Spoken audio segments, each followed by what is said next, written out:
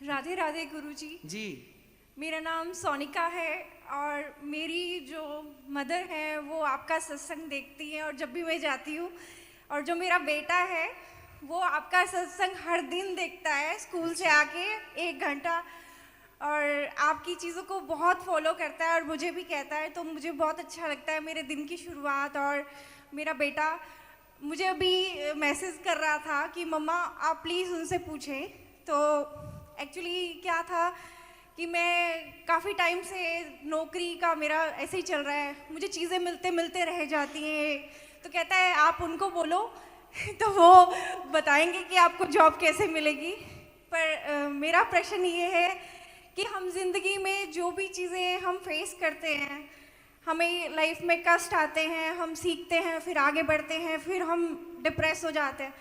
तो मेरा आपसे प्रश्न ये है कि जो भी हम इसी जीवन में कर्म करते हैं, क्या हमें उनको भोगने के लिए अगले जन्म भी लेना पड़ता है उस चीज़ को?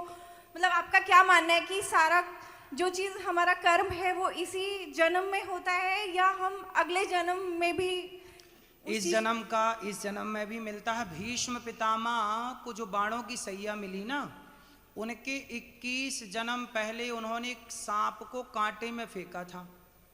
कांटे में सांप को डाला तो सांप को कांटा चुभ गए, कांटे में लेट गया बेचारा सांप और तड़प तड़प के मर गया। वही पाप का दंड भीष्म पितामह को 21 जन्म के बाद बाणों की सैया पर लेट करके चुकाना पड़ा। तो हम जो पाप करते हैं वो हमारा पाप साथ कभी नहीं छोड़ता, और जो हम पुण्य करते हैं वो भी साथ कभी नहीं छोड़ता। इसके लिए एक ऑप्शन है, या तो पाप का फल भोगो या पुण्य का फल भोगो, भोगते रहो जन्म मृत्यु।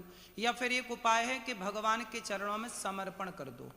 जब व्यक्ति समर्पित हो जाता है तो फिर अपने अच्छे बुरे कर्मों से बचकर मोक्ष का अधिकारी हो जाता है। इसलिए कहते हैं समर्पण करो। जैसे द्रौपदी ने दोनों हाथ उठा दी, अब साड़ी जाए तो जाए, बचाना है बचाओ, लुटाना है लुटाओ, अब समर्पित हो गई। जब तक समर्पित नहीं भई तब तक उनकी साड़ी उतरती रही, जब तक समर्पित नहीं हुई उनका संकट बना रहा। जैसे ही समर्पण किया तुरंत भगवान ने उनकी रक्षा की। तो समर्पण ऑप्शन है, या फिर आपने जो कर्म किया है भोगना तो पड़ेगा। गीता में लिखा है अवश्यमेव भोक्तव्यम, हमारा जो कर्म है वो हमें अवश्य ही भोगना पड़ता है। इसलिए समर्पण एक ऑप्शन है, या फिर ये ऑप्शन है कि आप गलत कर्म करो ही मत। इसलिए कहते हैं पाप करने से बचो। इसलिए कहते हैं झूठ बोलना पाप है, नदी किनारे सांप है। पहले के लोग कहते थे गलत करने से बचो, लेकिन आजकल का आदमी डर ही नहीं रहा किसी से, गलत पे गलत किए जा रहा है। लेकिन जब भोगता है तो फिर नानी याद आती है।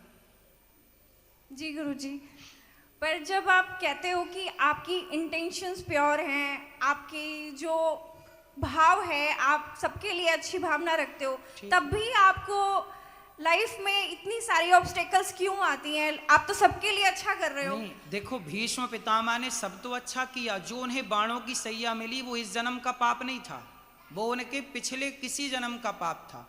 आज आपको सब अच्छा मिल रहा है पर फिर भी कुछ बुरा है, वो इस जन्म का नहीं। आप सब अच्छा कर रहे हैं फिर भी जो है वो पिछले किसी जन्म का हो सकता है।